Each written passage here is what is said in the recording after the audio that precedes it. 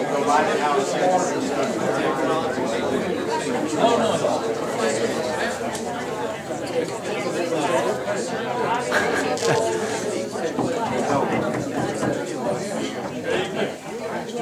is a very informal meeting. Obviously, the purpose is for my name is Sam Colley, the Mayor of Mendon Township. This is the Township Committee. We are just going to open the meeting, salute the flag, and then I'll turn the meeting over to the Pitney Farm Estates people. And then, unfortunately, I have daddy duty, so I have to leave, regrettably. But I will catch up with you guys another day, so I apologize about that. Let's all salute to the flag. Pledge allegiance to the flag of the United States of America and to the republic for which it stands, one nation, under God, indivisible, with liberty and justice for all. Now the committee will just go out and join the audience.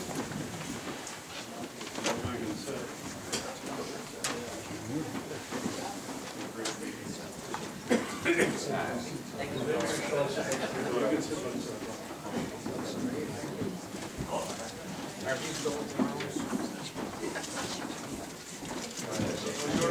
Lock your space here. Okay.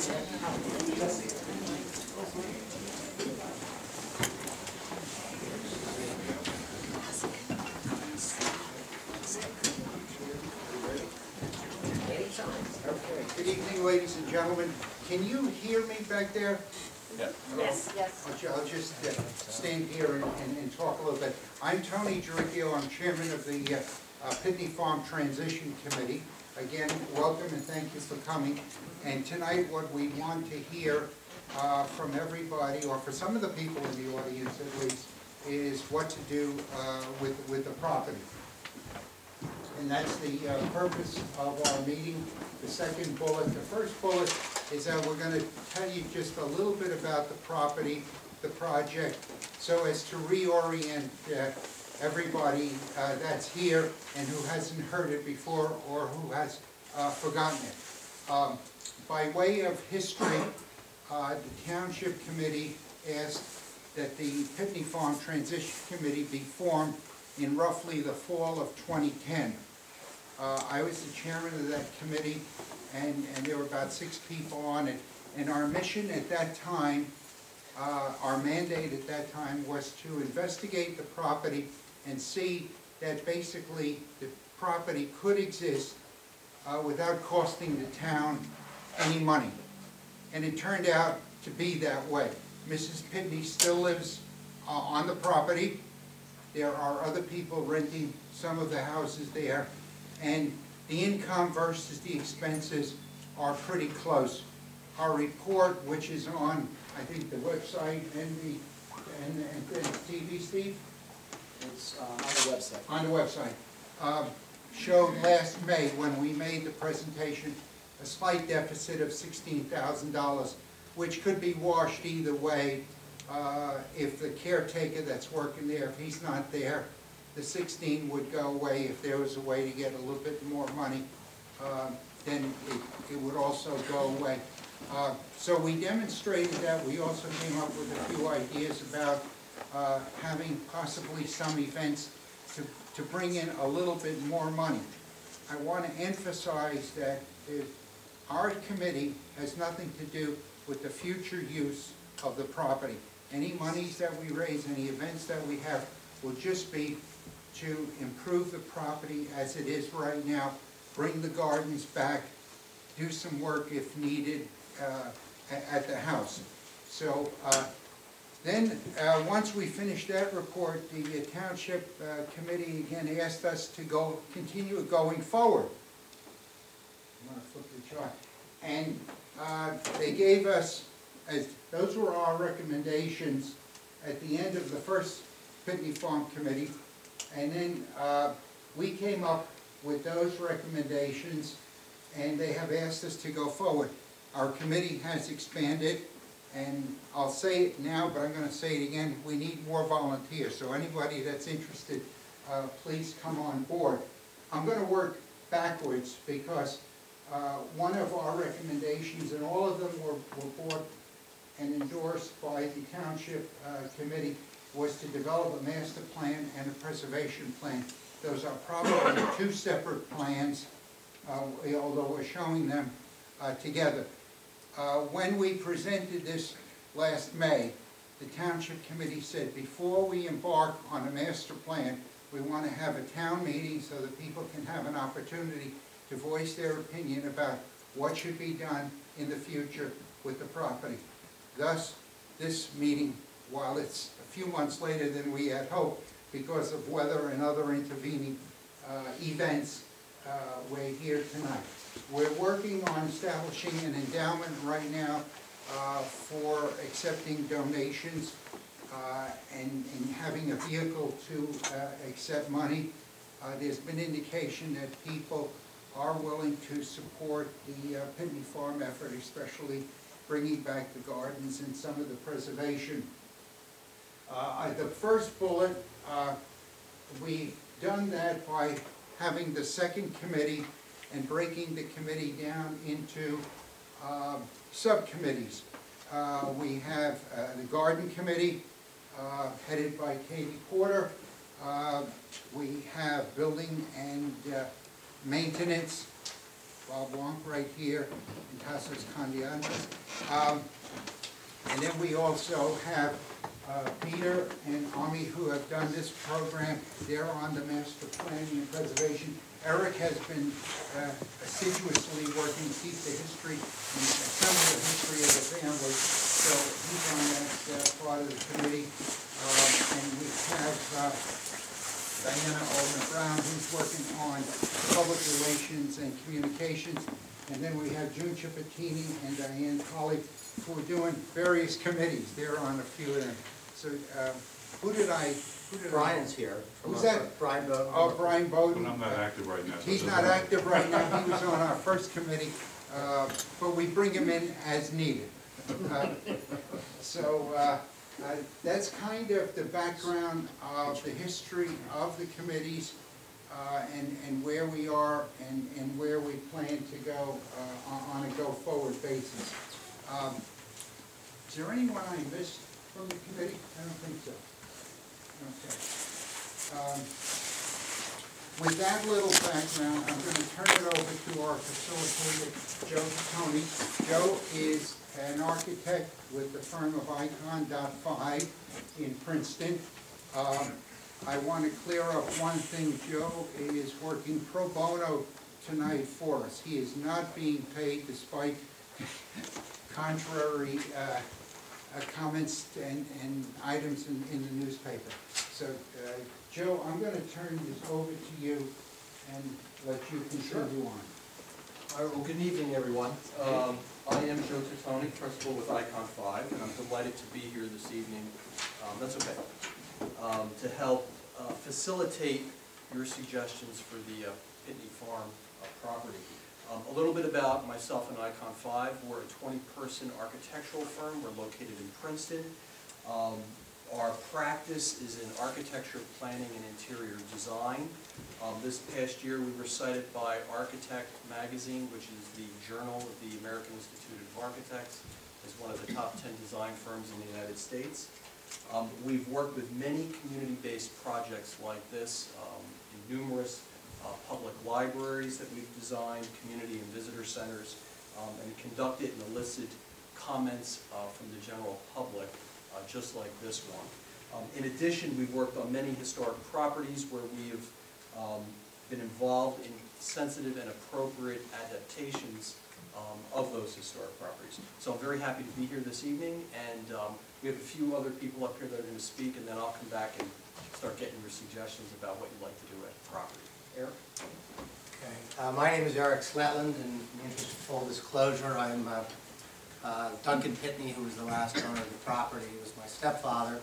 I had the great fortune of growing up on the property since the age of 9, so nearly 50 years. In the course of this process, I've actually done some research, which has come a little faster. I've learned a lot about the family that I didn't know. But the history of the Pitney family is really the history of Mendham. They settled here, John and James Pitney, in 1722, 1760. We're trying to get to the bottom of that. We have documentation that says 1760, but there are references to the Pitney clearing on the road from Morristown to Chester that go back to the early 20s. So we're thinking maybe what happened is that they leased some property from the Thompsons, who owned property adjacent, and then actually took possession of the property in 1760. But it's been continuous. 11 generations have lived on the property. This is actually a painting that hangs over the mantel in the main house. It was painted in 1854 by a traveling artist named Kranick, who was quite well known. And it shows the farm. The original driveway actually came in, for those of you that visit the property, there's a 250-year-old alley of trees that goes out to what is now Coldhill Road, and that was the original entrance to the property. Several generations of Pitneys lived on the property. Jonathan Pitney actually had the property first, but his brother James bought the note when his creditors were going to take possession of the property, and he owned it for many years. He gave his brother some property further down on 24. Upon his death, it went to Malin I, who took over the property, and actually the property declined under his stewardship to when his son, Malin II, really took over, and by running a distillery on the property, by working very hard, by taking iron ore to Newark, and we have great handwritten accounts of his travels in terms of going to Newark and New York to sell the iron ore. Managed to actually bring the farm back to prosperity. He was a very accomplished individual, and despite all his hard work, he put his son Henry Cooper Pitney through Princeton University. He actually created the first aqueduct in Mendham. He was, in his later years, referred to as Squire Pitney, and gave good counsel to many people in the town. And his son, Henry Cooper Pitney, as I said, went to Princeton, and he became an attorney. In fact, one of the things that you're welcome to look at all this material later, but this is a copy of the Jerseyman from January of 1907, and these are 4 portraits of Henry Cooper Pitney through the course of his very illustrious law career. And in the middle is a picture of the farm, and it's 1907, and they refer to the old Pitney Mansion, which has been in the family for nearly 200 years. So I thought that was quite exciting. But anyway, he lived in Morristown, and the farm was then occupied by farmers, tenant farmers. But he used to go out there every weekend. They grew white peaches, which were quite a delicacy, and he would go out there, and we have pictures of him going out in his horse and buggy from his house in Morristown. I mentioned he had a very illustrious career. He eventually went on to become a member of the New Jersey Supreme Court and the Vice Chancellor of the Chancery Court. He had a number of children, 2 of whom were quite distinguished. One was Malin Pitney, who was the 3rd Malin, and he ended up the 65th Justice of the U.S. Supreme Court, appointed by Howard Taft. His other son, J.O.H. Pitney, was the founding partner of what is now known today as Day Pitney. And he married Roberta Valentine, and that's how my stepfather's family sort of got sole ownership, because with all the great distinctions in law, it was beer money that ultimately saved the day. She was the granddaughter of Robert Valentine Pitney, who started the breweries in Newark, and in fact, if you go to the Newark Museum, the Valentine Mansion is part of that.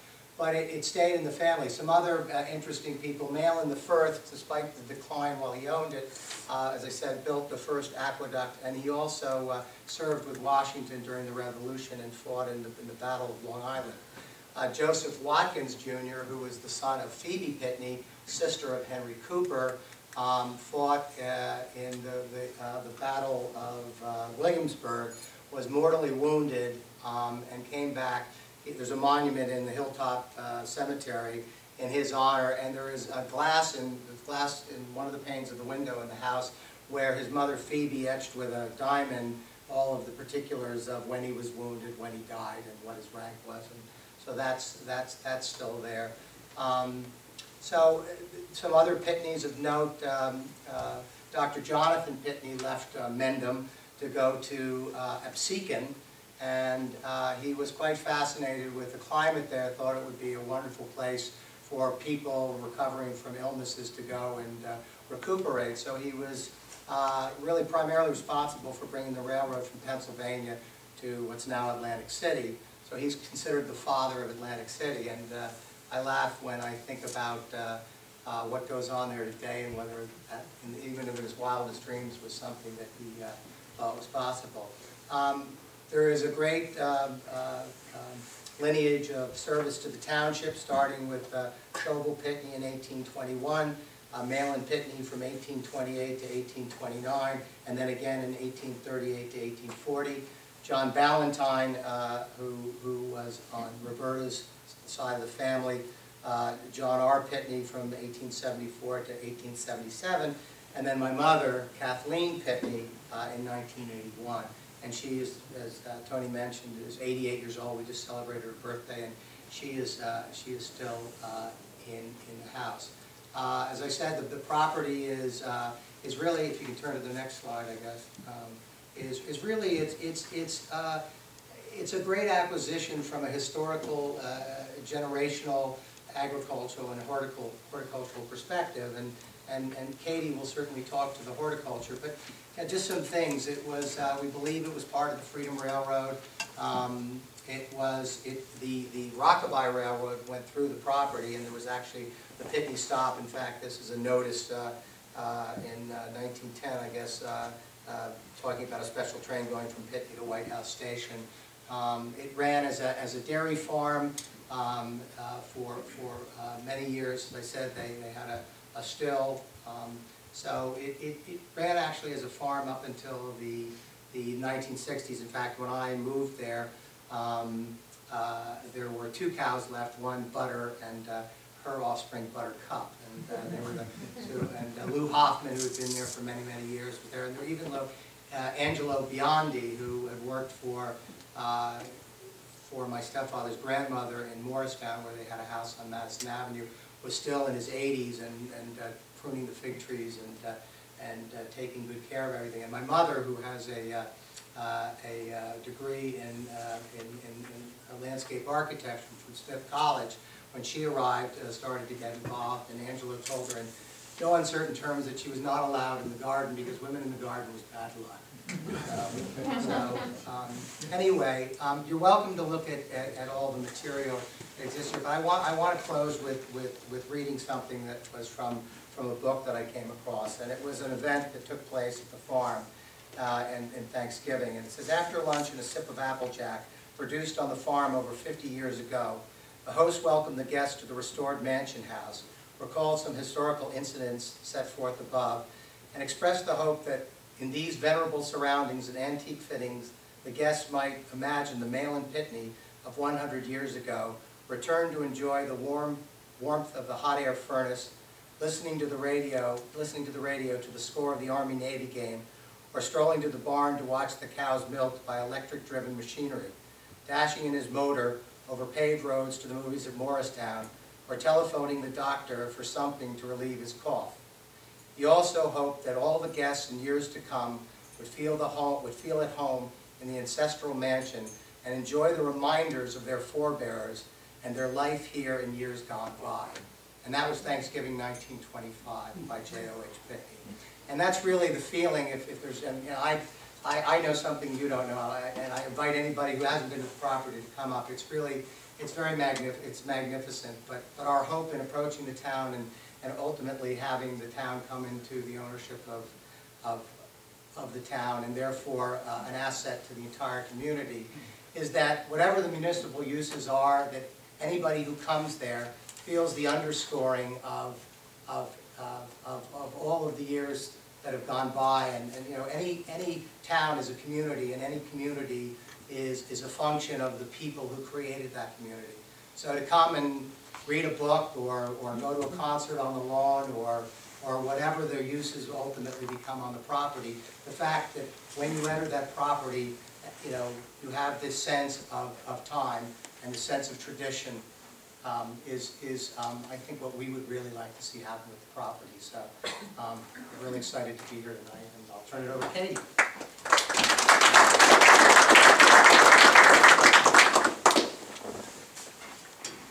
I think Eric has really set the mood for all of us. That was terrific. One thing I will say before I get started on this is that there are old apple trees on the property. Now, we, the committee tonight, are not supposed to give any ideas to you. You're giving ideas to us. However, one idea that I will share with you, with those apple trees, wouldn't it be wonderful if we could bring those apple trees back and then those apples would go to the mill for being to the cider mill and be pressed for cider, not Applejack anymore. Kathy Pitney was an incredible gardener. I don't care what that gentleman had to say. She had dirt under her fingernails at all times, and she created an amazing, amazing oasis. The gardens, which you see pictures of here, are listed and slides are shown in the Smithsonian Archives of American Gardens. So that is one piece that I think we need to know about, and hopefully maybe we can restore. As you get older, bones don't work as well, and you become ill, and the garden bones, the bones of the garden, the plans of the gardens are still there. They do need help. We need volunteers. We want to do one section at a time, and have people come in if they would be willing, or garden clubs or whatever, take over a section and help us maintain the property. I'm just going to take this. This garden basically still exists. There's 4 quadrants are there. I'm going to step on those, thank you. The grapes and all are still there. That's where we would like to start. We want to go through a growing season to see what is there. There are some lovely plants. There still are some good roses. You see some of the pictures of the roses. Duncan Pitney was a renowned artist, and some of his rose paintings are fantastic. It would be wonderful to have an exhibit of his paintings there. So we'd like to start there. You have this alley, which is this here, of 250-year-old trees, maple trees. We've had a couple of arborists come and tell us about the trees and what they need, what needs to be done, and they can be maintained. They are obviously past maturity, but we can keep them going. So that's another important history portion of the garden. This is the front door here with that beautiful wisteria. This again is that front garden opposite the front door with the larkspur.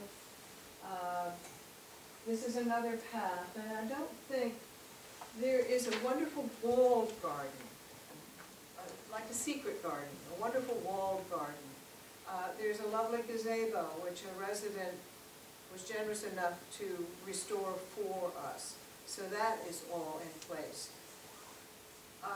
There's so much there that I agree with Eric. We need to have more people come on the property. There was a couple of opportunities to visit last fall, and we're going to need to do that all season so all of you can see.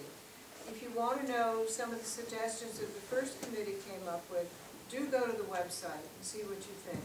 But again, we encourage you, anyone who has the time, the energy, we would love to have you come and help us at this point maintain what is there. Bring it, my hands just itch to prune when I'm there because it needs it. But it is a great resource, and we all look forward to hearing what you have to say and what your suggestions are. And this think would give you the scope of what the property was. What was it, 700 acres? As much as that, yeah. Yeah, there you go. All the way over to Main Street. Thank you. And any of you want to take one of these, we have lots of them.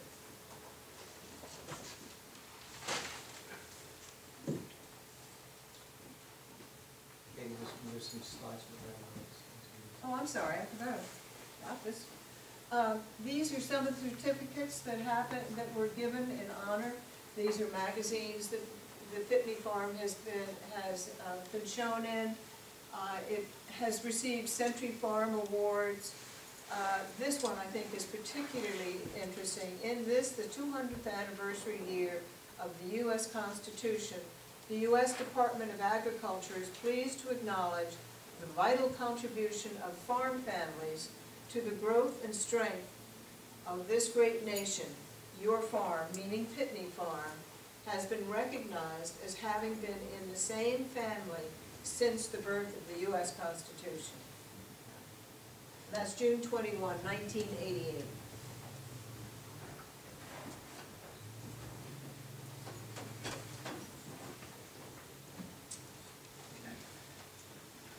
I'm Steve Mountain, I'm the administrator in the township. The committee asked me to speak for just a few minutes before we open it up to the comments to talk about two things: the existing condition of the property and the value to the community. The existing condition, and I think there's a slide here that I'm going to refer to. First off, just to set the geographic scope, it's a 12-acre property at this point. 7 acres of the property is preserved, and basically, I don't know if you can see the dotted line. Peter, maybe you can just kind of trace it. Sure, let me bring that board out. This one has it too. It's on the screen. You can just work off the screen, I think. Okay. But there's a dotted line that just kind of traces the exterior of the property. That is the preserved open space. This property was purchased area with there. two mechanisms: open space monies and general fund monies. The 7 acres that really is the frontage and the side of the property is protected open space and preserved in perpetuity. That land contains the gardens that Katie was just talking about, as well as a good portion of the undeveloped property that is still left on the farm. The remaining 5 acres, remaining part of the property is 5 acres of unrestricted land. And by that I mean it could be redeveloped in some fashion should the community decide to do that. And that's the core of the property, basically where you find the main house and the associated buildings. Just as a quick run through, the primary house and garage is that yellowish orange right there at the front of the dotted line there. And then there is a carriage house, which basically is 4 bedrooms there. 3 bedroom. And it's basically a 3-bedroom single-family house. There is a large barn and associated outbuildings, which I'm not going to go through every one of them, but all of them have significance going back to the day when the property was a farmstead.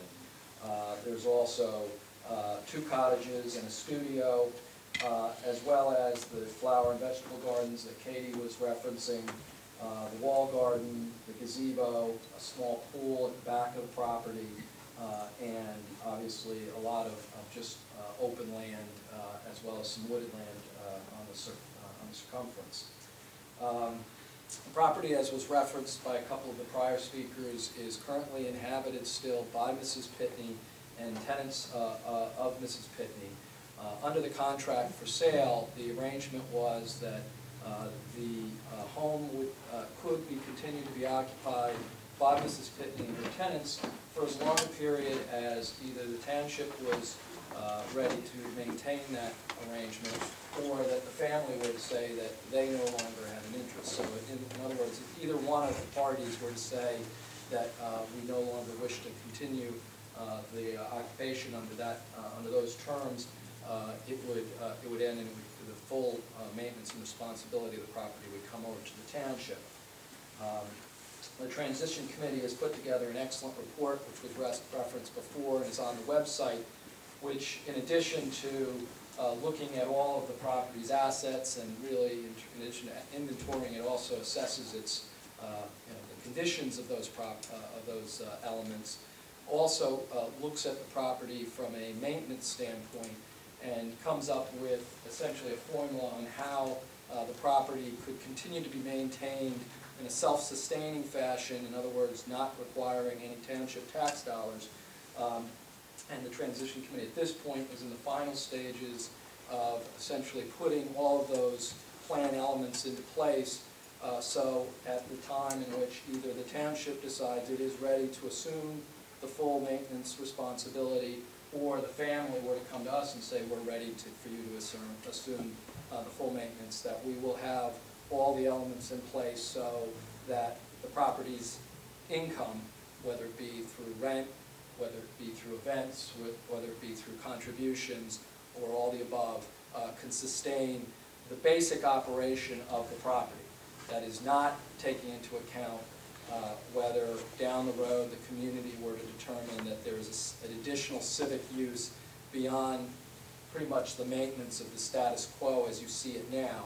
It doesn't take into account what those particular civic uses would be and how they might impact the operation. It's assumed that as part of any community process to improve upon the property or develop a civic use that's not currently operating there now, that planning process would also take into account how the property would have to be maintained in that new use. But the transition plan basically covers it if everything were to essentially turnkey over to the township and it were to operate with no major differences in terms of the way the buildings and the land is laying out right now. The value to the community when the township purchased it really came down to two key items.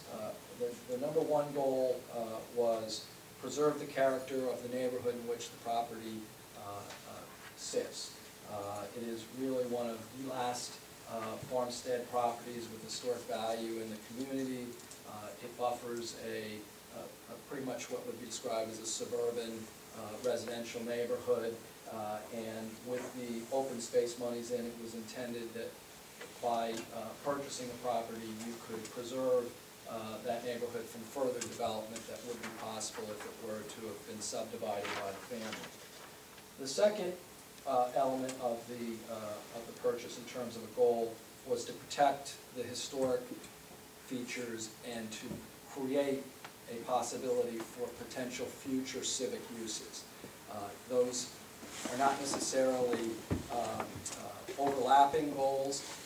It's hoped that it could be a complementary goal, but the community recognized the historic value of the property and the character it had, but also that there could be, at some point in the future, a civic use or demand that the community might have, and this property, because of its geography, its centrality in terms of where it sits in the community, could have a value at some point, and that's why it was preserved in a way that would allow for some type of adaptive reuse should the community someday wish to do that. That value is still the same today. I don't think anything has changed since the township has purchased the property in terms of what makes the property of value to the community.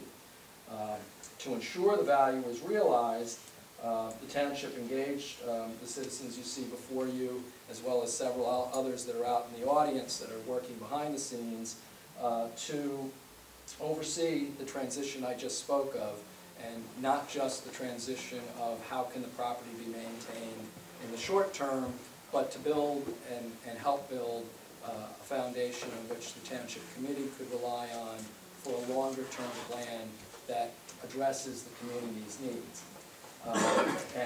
Basically what we're doing tonight is, it's not an end but a beginning.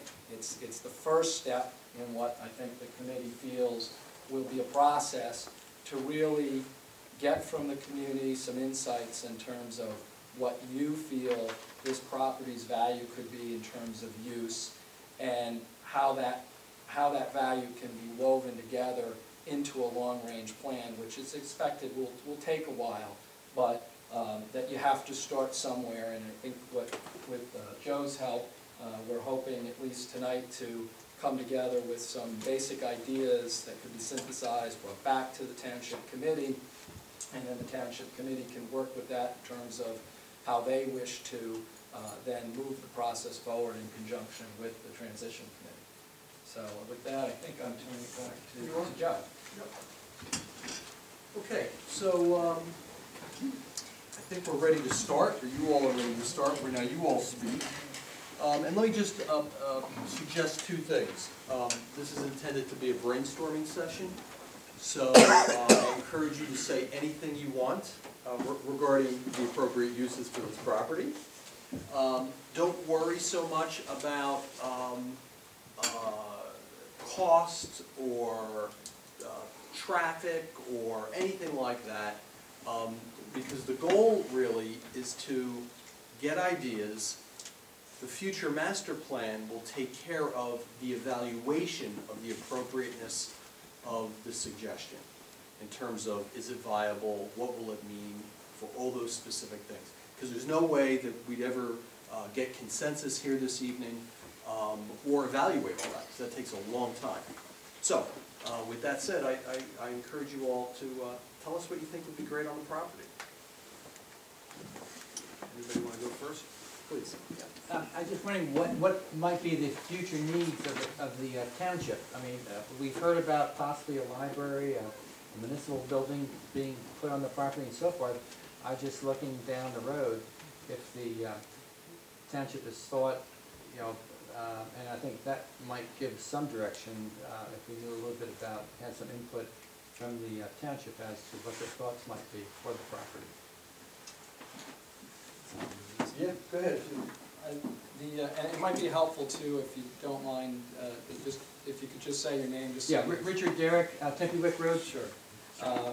The township at this point has no specific uses in mind. I think that, like I said in the acquisition, there was a mindset by the existing township committee at that time that this property lends itself to civic uses, but it hasn't established any specific one. I think that what this committee and the township committee would like to hear is some of the ideas the community has, and as Joe mentioned, then that has to be fleshed out in terms of whether they're actually feasible, whether that particular site actually makes sense for those ideas. But there is no specific plan. The master plan that Joe referred to would be the more direct next step, after we get to a point where it's decided such a master plan is ready to move on, and that would start to synthesize into something specific. But right now, nothing's on the table. Yeah. Michael Merritt, Mountainside Road. I have a question about the constraints in the land. One of the bizarre situations of this, or consequences of the current temporary situation, is that we have open space that, as I understand it, is closed to the public. That there's no public access to these gardens, as I understand it. And I'm concerned, first of all, about the constraints as to whether that is permissible as a permanent circumstance with regard to the use of open space funds, and whether or not any long-term use would be required. And I think, in my view, it would be optimal if public access was an element, an expectation for the portion of the property which is purchased from and constrained for use as open space, as well as the most historic part of the portion which is not so constrained, which is the mansion. And so what are those constraints? Certainly, as I said, I'd like to encourage that access be an important goal, overarching goal for any future plan. It is a short-term situation in the sense of, as I described, the arrangement as set up was set up for two reasons. One, to ensure that the township had the time to have all the pieces in place to be able to assume responsibility of the maintenance of the property in such a way that it did not drag down, or push up, I should say, the tax dollars that you pay towards to the township. Because under the arrangement now, all of the maintenance responsibility is the family's responsibility under the conditions of the contract. I think that the transition committee is working as quickly as it can to establish the elements they feel need to be in place to ensure that the township can assume the responsibility and maintenance in a way that is responsible. Will ensure the property will stay, at least in the interim, in good operating condition and not become a white elephant for the neighborhood. In the meantime, we've been working closely with the family, and the family is very open through Eric and Mrs. Pitney to inviting uses onto the property. Obviously, there are some limitations. If you have somebody living in the property, you can't very well host an event, in their living room while they're living there. But in terms of access onto the property, we're trying to make it as accessible as possible given the short-term restrictions. I think it's reasonable to say within the next couple of years, and it's hard to put an exact time frame on it, that the township will assume full operation of the property. At that point, a lot more activities will be possible on the property, even in the short term.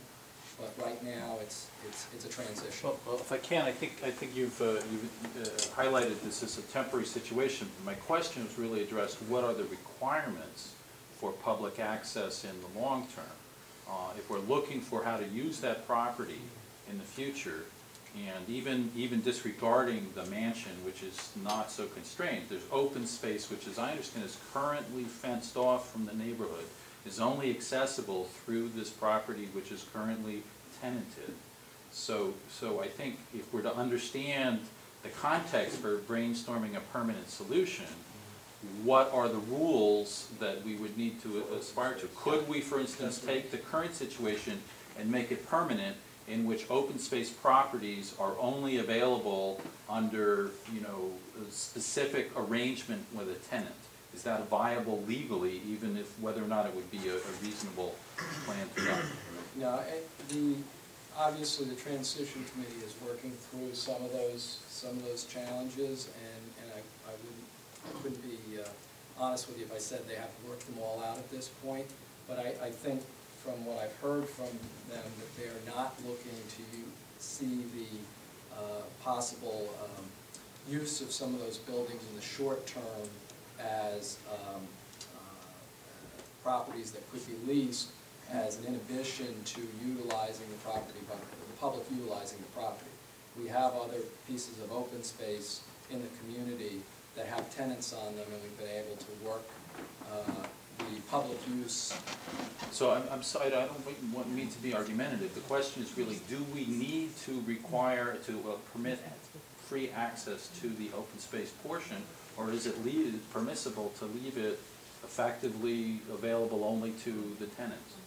I don't think there's any requirement to do it one way or the other. Really? So open space can be, funds can be purchased and then the properties can be kept? I just don't know. I'm surprised if that's the case. It is not a Green Acres property, so not under any state regulations where you have to make the property open sun up to sundown.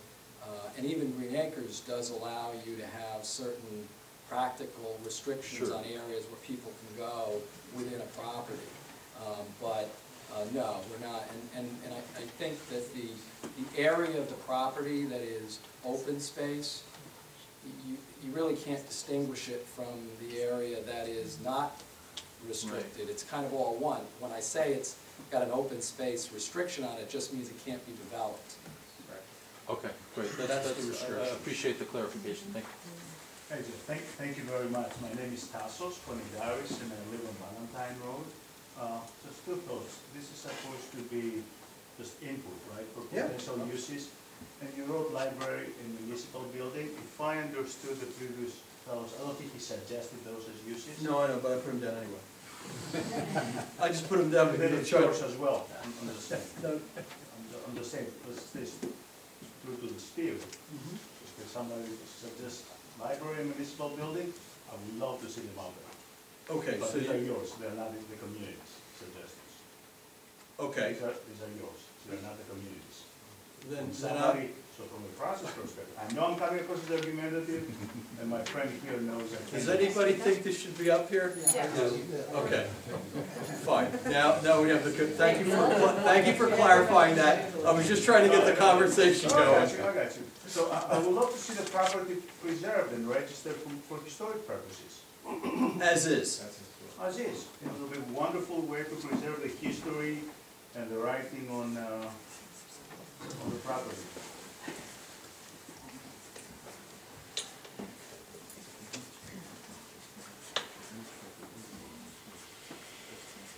But your suggestion is that there would be no new use brought into it. I don't know exactly, you know, what would mean, but, you know, if there is, probably, you know, having seen some of the buildings in the property, definitely some of them don't have a historic essence to them, and being registered as historic buildings. But there is a way that some of the buildings, perhaps the main building, can be registered as a historic, so Right. 10 years from now, or 20 years from now, somebody doesn't come and bulldoze it. Right. To be frank, Right. right? Things change, and have the initial intent, one of the initial intents of preserving the history of Pitney's and Mendham, and do this in a permanent way, I think that, you know, should be assessed. That Right. make sense? Yes, it absolutely makes sense. And I have it, to keep it as a historic property and to study the, what really needs to happen is to look at the value of having it on the historic register, right? There would be restrictions with that, very restrictive restrictions, but there's value with that also. That needs to be evaluated. The same with all the others. Absolutely. Yes, sir. Mike Brown, I-40 Road. It occurs to me, there's probably space within that property for possibly dedicating some area for a community garden type area. Excellent suggestion.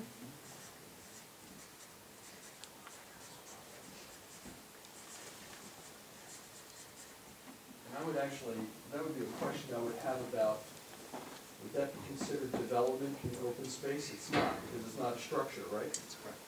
So that, I mean, the value of that is, again, there's freedom on the property with something like that because it's not considered development, but it's certainly an adaptive reuse. I'd like to see several elements explored, including botanical gardens, museum and library, especially to preserve the tradition of the family and the 288 years of history, along with some of the other historical artifacts that we have in our community, along with possibly an element of a few housing units for senior citizens to generate some income. I would say 55 and older, 4 to 8 units.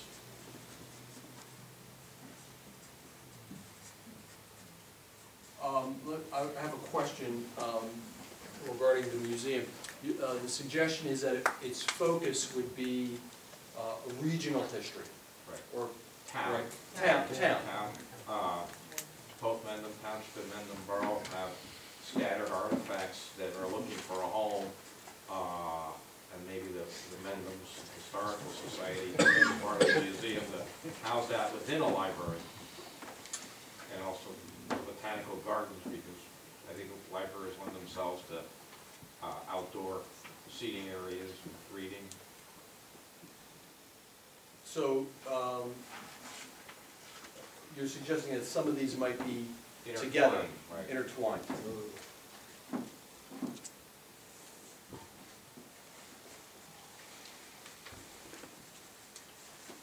Okay. Can I follow up on that? Absolutely, That please do. certainly is an appropriate place for me. Bob Jeffson, representing Charles Topping from the Mendham Borough Historical Society. And since 1997, we keep getting materials and artifacts, and some people call it stuff, And we have to find places to put it, and basically we have three places. The Phoenix House, of course, the police department, which is not an appropriate place for some of these things, and then, of course, we have our own, we wanted the library, and that didn't go through, as you all know. We would like to have the old library if it had developed into one library in town. So anyway, we have these things stored in various places, and we would love to know in the future that maybe we could have a spot in the house, and look forward to that and possibility in the future. Are any of those places where that material is currently kept accessible from the community? The only one is the police station. Phoenix House, of course, is accessible, but nobody knows where they are. Most of the things we have to keep on the third floor, which is the attic, basically. So, something to look forward to. Yes, sir. Yeah, Tim Timpson, 22 East Main Street. I understand that we're in the process right now in the town of doing a study of our facilities, of the land and buildings that the town already owns, but that study does not include Pitney, and I'm wondering why.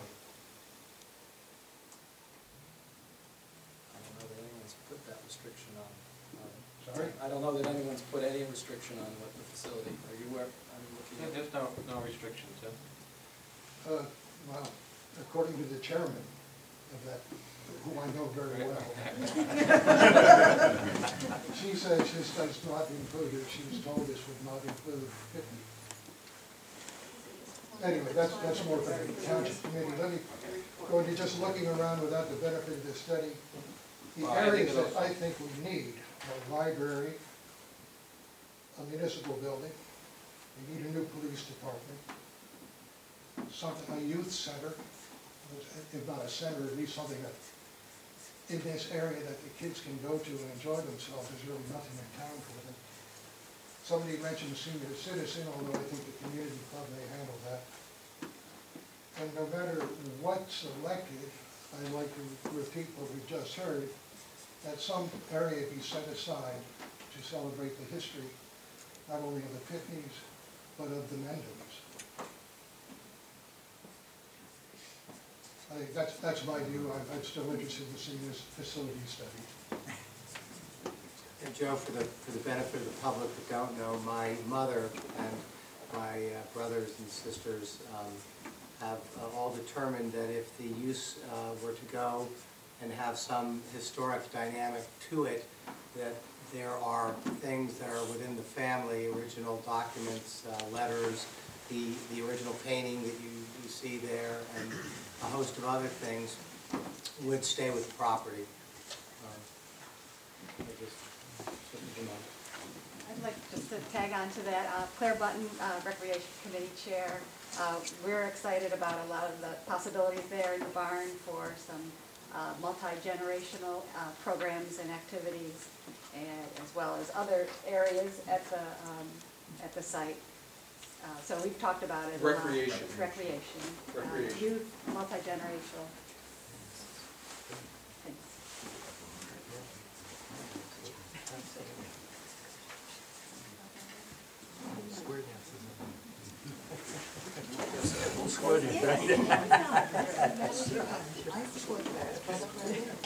My name is Russ Buchanan, and I'm sorry I missed your name. Joe Totoni. Joe, Right up okay. there, Joe. A couple of questions, and I would like to talk about a concept. And I apologize for having to ask this question, Steve, but is the property on the tax rolls now? No. So there's no revenue going into the town. My attention was really attracted to the endowment part of Tony's presentation. Is that an established endowment? Is it a 501c3? It will be. It will be. We're in the process of putting it together. Yeah. I don't have any specific recommendations or thoughts other than this, that it seems that you've got two kinds of issues here. One, preservation of what's on the property now?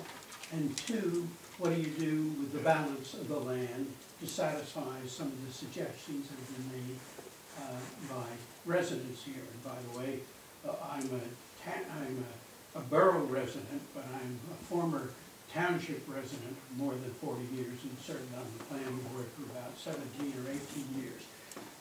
I bring this issue up because I think it impacts how you go about raising money. And there's great potential for raising money on both sides of the ledger here. One, with respect to the needs of the town, the facilities that are suggested, and the other is the restoration.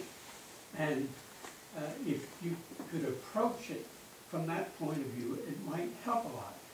It'd be a pretty easy thing to make a contribution to the gardens. A very difficult thing may be to make a significant contribution that might help in building a new police headquarters. They're two big different numbers. So as a facilitator, I would just like to suggest that kind of thinking. Public use, public buildings versus the private part of it, about which Katie Porter has talked about. Well, thank you. I think that is an important thing that we have to consider, and certainly at the next level would have to be considered, because you're absolutely right. Contributing to restoring the gardens or even building something like community gardens would have one set of financial requirements. Building a library or a municipal center would have a completely different set of requirements, not just on the cost of the structure, but all the infrastructure that would have to be involved. And it'd have to be looked at that way, because it's not apples and apples, it's apples and oranges. But all I would say, Russ, is to come back is I think we need to make note of that, because that's actually right at the next level of looking at the feasibility of what's possible. I do have a question about the recreation center that I wanted to ask you. Is there currently a rec center here in town or in the township? No. Nothing. Is there a YMCA? No. Nothing like that. So are those activities occurring in schools or? They're kind of not occurring. They're not occurring. Very much. Okay, I'm just trying to get a sense of need. Okay. Okay. Okay.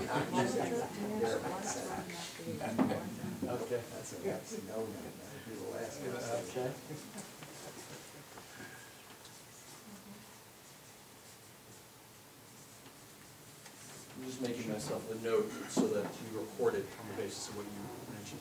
Should there be a list of what we don't want to see on the property? I think, yes, absolutely. Maybe we should say that too. I'm Bob Wilson from 12 Cooper Road, so I live in Pitney Farm. And for myself, and I'm sure others in the neighborhood, would be a police station. I want a police station. I don't think we want or can afford a town pool. If that was going to come up as a suggestion or something. A town pool, okay. My last point I would say, all this will cost money, a lot of good ideas, and maybe some ability to raise money independent of the township, whatever. But I think the committee should take a hard look at the footprint itself on that 5 acres and understand whether any of it could be developed residentially or whatever, whether it's senior citizens, but put it back on the tax rolls as well as raise money from the actual sale of the land as well.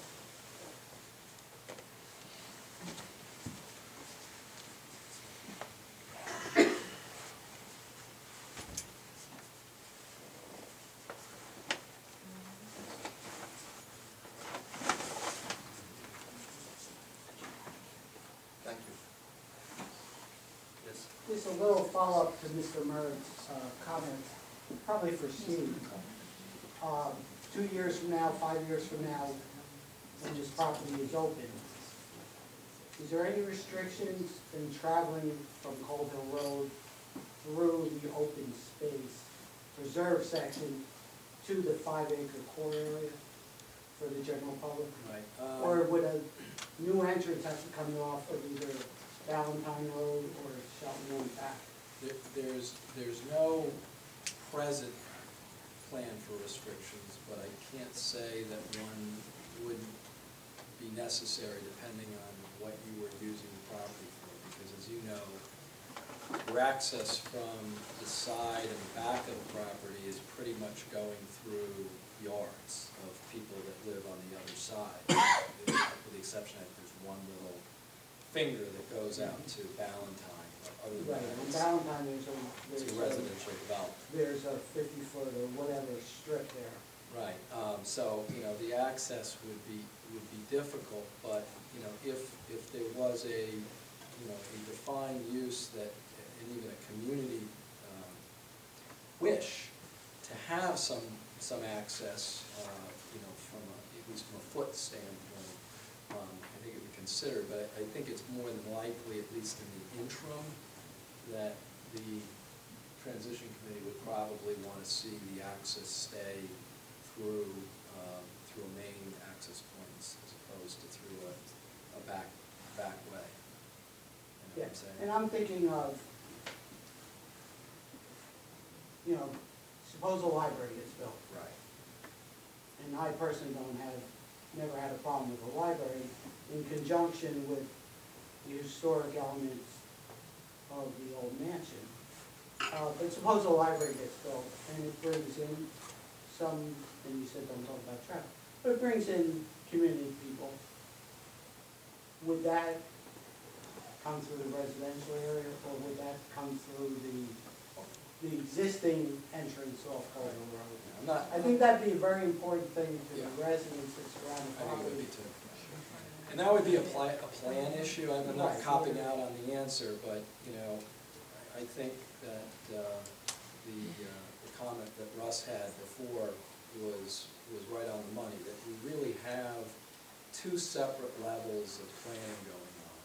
You have a short-term planning, which is ensuring that the property as it is in its current state does not become a albatross for the community, both in terms of financial albatross or in terms of aesthetics, because I don't think anyone in the neighborhood wants to see it become overgrown or become an attractive nuisance. And certainly I don't think the general community wants to see it become a drain on tax dollars. So that's the short term. The longer term is if, as Russ suggests, the community comes to a consensus on a specific civic use or a combination of civic use, whatever it ends up being. As Joe mentioned at the top, that planning process would take into account those issues, the traffic, the access, the impact on the neighbors, you know, the cost element, you know, whether it would be publicly funded, whether it would be fundraised for. All of those elements would almost take on a life of their own, I think is, and I'm not saying this off my head, I'm saying it out of the committee report. And anyone that hasn't read the committee's report, it really does break down those items into short-term and longer-term and how you would get there. And so, you know, what the committee's wrestling with right now are the two different goals. One obviously is more immediate. The short-term operation of the property is probably right around the corner. But I think they would also like to see at least the planning process started on the longer-term goal, even if it's going to be years from construction, just so you can sensibly maintain what's there in the short term in a way that makes sense. And that came up in the presentation before the Township Committee when the Transition Committee first commented on this. In other words, you don't want to be putting $500,000 into repairing a building on the property if your long-term plan envisions it being demolished. You might want to make sure it doesn't become an attractive nuisance, but you might not want to see a lot of investment. So the two do interrelate, the long-term planning and the short-term planning, but obviously one's much more manageable at this level. The other one needs the community to really come to a consensus. Can I ask a further question? Just another long-term question. Excuse me, Sante, I just want to introduce you because you need to say who you are. Oh, I'm Santi Dominio. I live on Valentine Road. And he's a past township committee person and a past chairman of the planning board. So No, I can't. I can't remember what you were saying. No, I remember my question, now I'm gonna ask it. Yes, you can. You know what you're talking about, is what I was trying to say. The long-term plan, would that go to the planning board or would only stay with the township committee? And knowing that if I'm still there, I have to recuse myself. But I'm just, Yeah, and it would need to go to the township planning board because it would be a potential capital project on a publicly owned property, so yes, it would. That would be that would be several steps off. several years from now. Could be, yes. Brian Bowden, Walsingham Road in Mendham.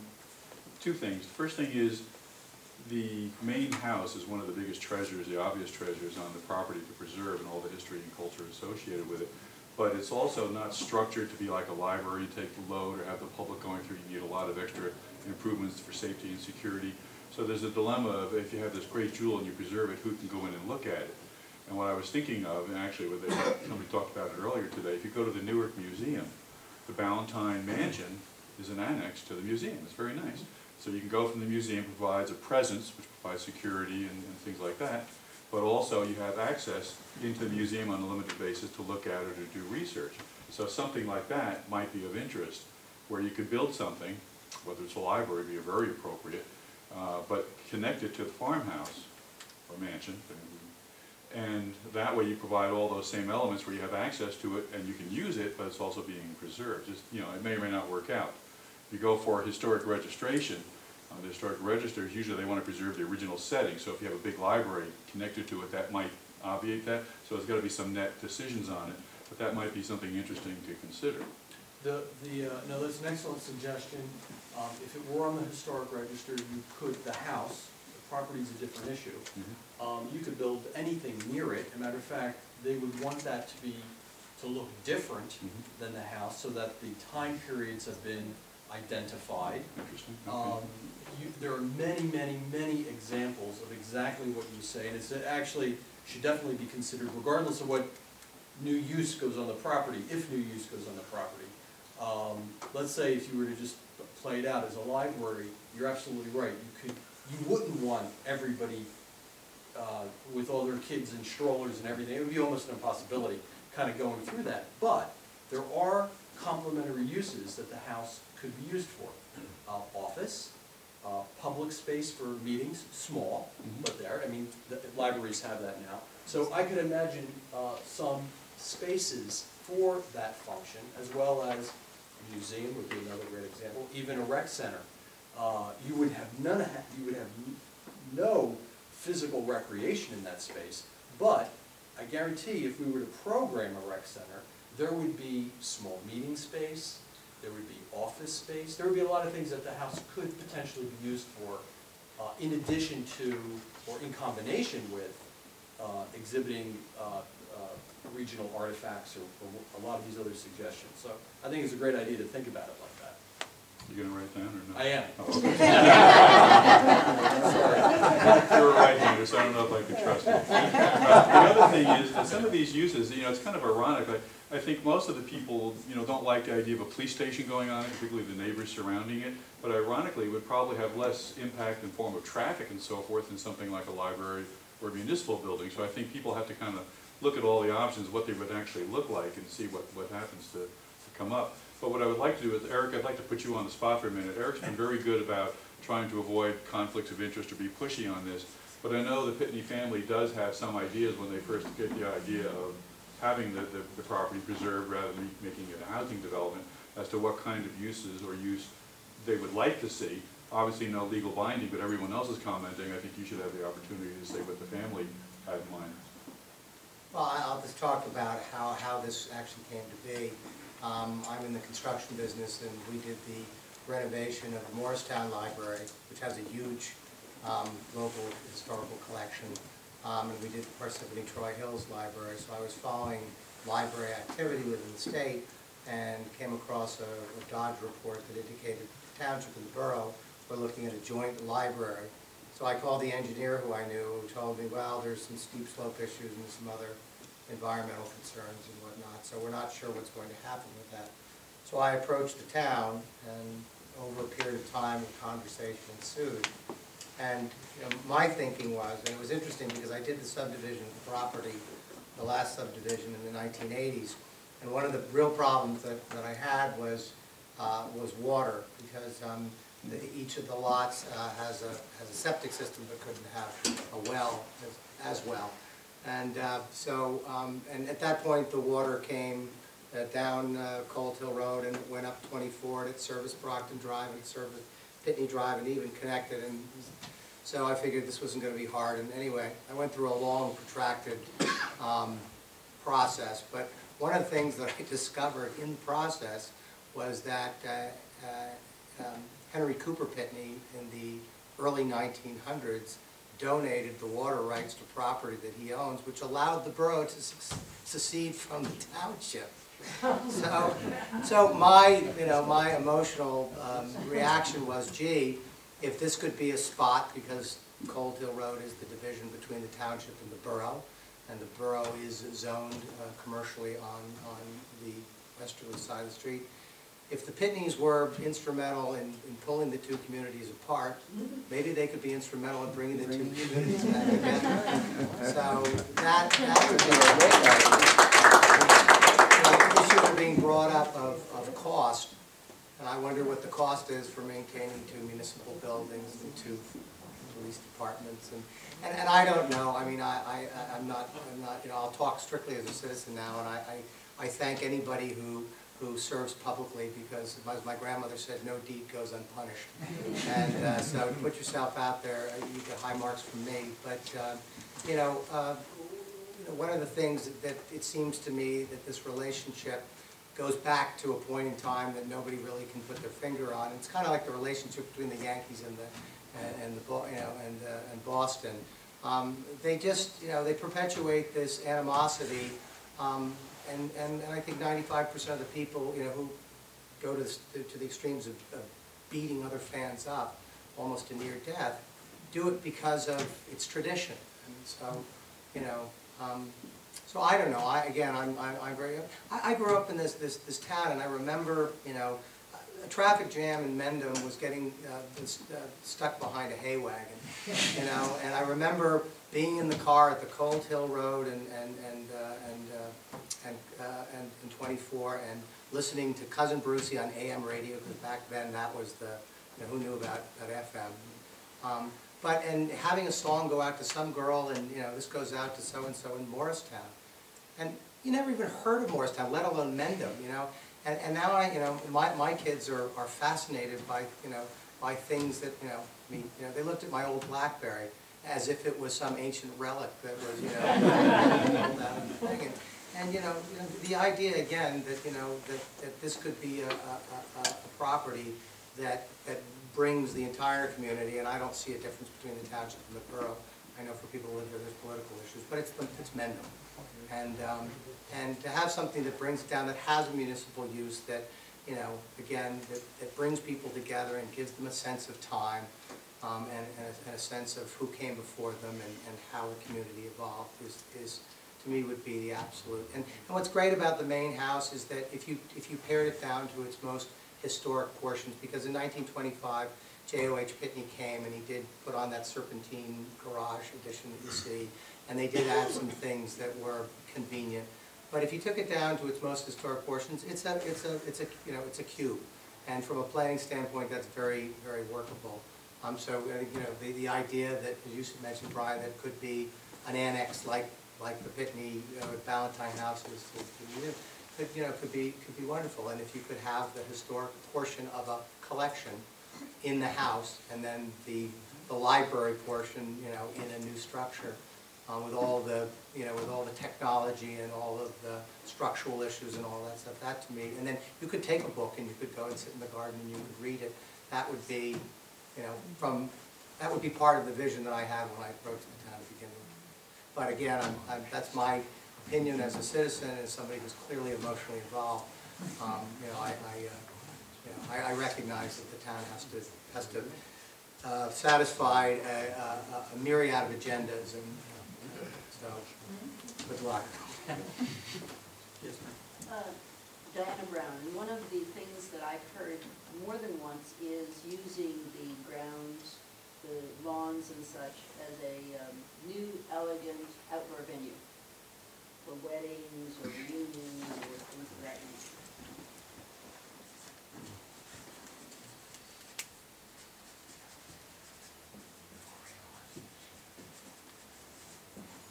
That's absolutely a possibility.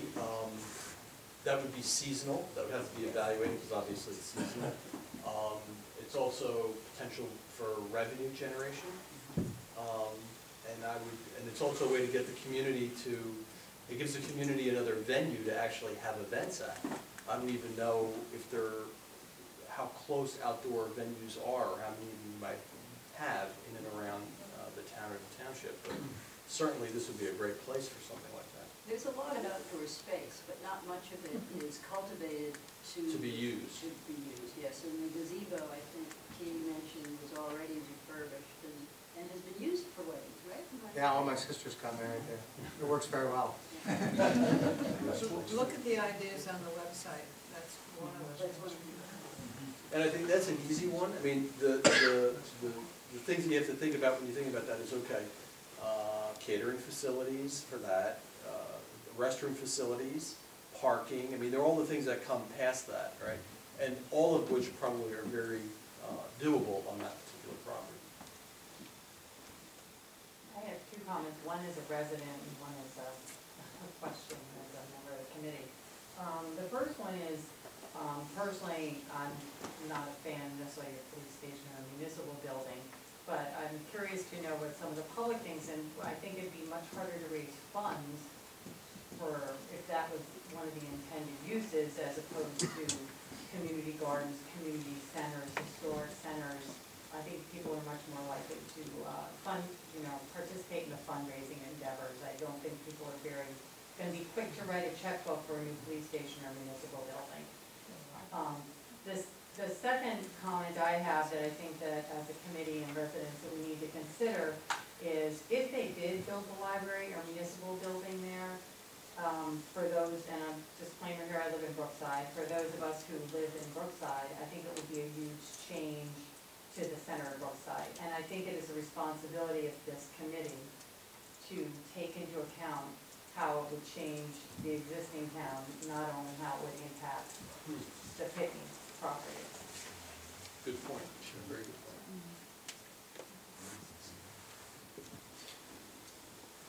Franwood Dinsmore Road. Is there any structure on the property now, or several structures that would lend themselves to conversion for some of the larger public buildings that have been mentioned? Library, municipal building, police station? Or are we talking building from scratch on what is really not a lot of land? The larger programs that you just mentioned, the two issues is size and then construction type and the type of, then there's a technical piece of it. And the answer to your question is probably not. Size might be one, but let's say size isn't. Let's use the library. There would have to be someone that would have to do an analysis of how big a library you need on the basis of your community. That's an easy thing to do, not so difficult to do. Then it's just a matter of saying, okay, looking at the structures that are there, are any of the structures big enough? Let's say the barn would be the only structure that would be big enough, let's say. Well, the barn is probably made out of wood, and it's uninsulated. It probably doesn't have any foundation in it. I didn't walk through the barn. So while the barn could be retained and maybe occupied by that, it would have to be significantly rehabilitated, restructured, rebuilt in order to accommodate a modern use. And I think that's going to be the case almost for anything that you all will come up with. But that's not bad. I mean, that's okay. It's just something that gets figured out during that master planning time. But that's an excellent point that you bring up. But there's nothing that's going to be an easy fit on the big side. I'll take one more shot at it. two kinds of issues here.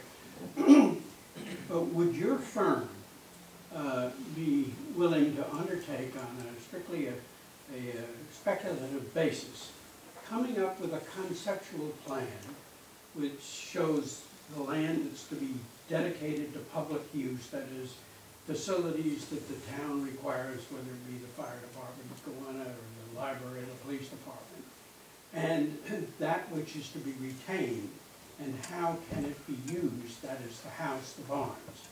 If you can separate those two things, then I think you can start to raise money for the gardens and the restoration or the preservation of the existing structures.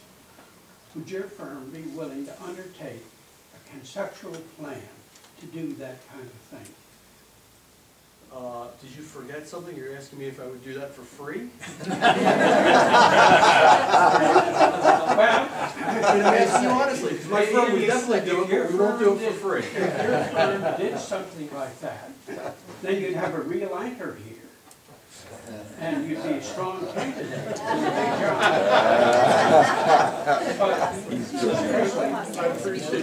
I think to move on, a conceptual plan is Russ, necessary. let me answer that point, Ed, because, and this will be something that'll go beyond the next slide. Just to go back, the Township Committee has asked that this meeting take place to get this input. That's a precursor to one of our other recommendations that has been accepted by the Township Committee, and that is a master plan and a preservation plan. In order to embark on that process, we're going to have to put together a scope of work and go out for bids. And Joe's firm will be one of the people on the bidders list. But it'll be a bidding process, a scope of work, and then we will move forward. And I was going to say this later, but I'll say it now. In terms of timing, that activity could take 2 years. By the time we go out, we haven't even started to put the scope of work together, go out for bid, evaluate the bids, negotiate a contract, and then begin that process that you were talking about. Existing buildings, future uses, what do we keep, et cetera. Is that? Yeah, oh, absolutely. No, that's... So that's going to be the process that the Township Committee has